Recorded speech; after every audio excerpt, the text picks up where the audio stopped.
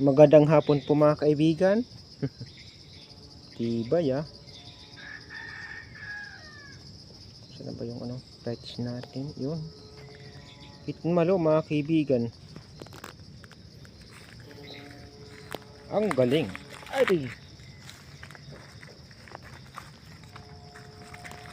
Ay naku po bro.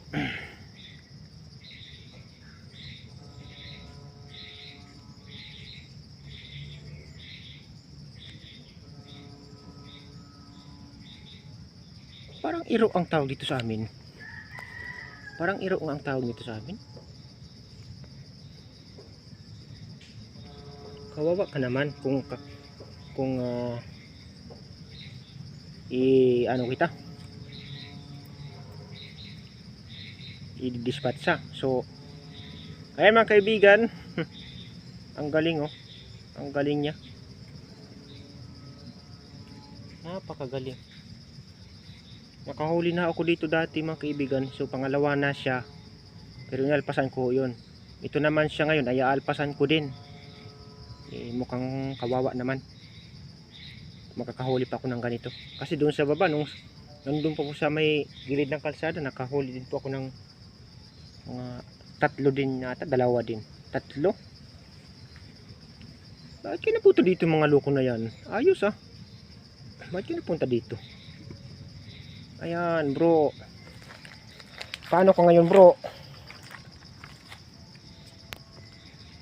Alpasan natin ang, hindi ko alam kung anong tawag dito sa hayop na ito. Parang iro ang tawag dito sa amin Ewan ko lang dito. Uy, naku, nasira yung ating silo. Masisira din yung paa mo. Ayan.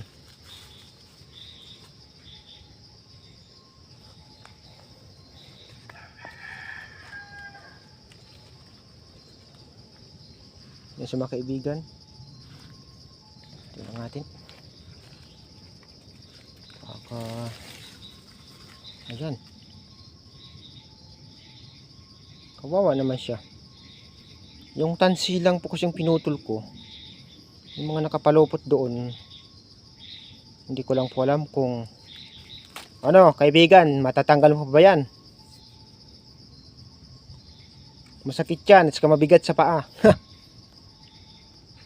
Mabuti na lang at napaaga ako dito.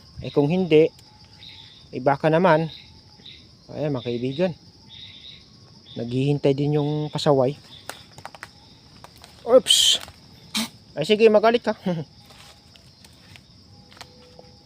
Hindi ko na problema yun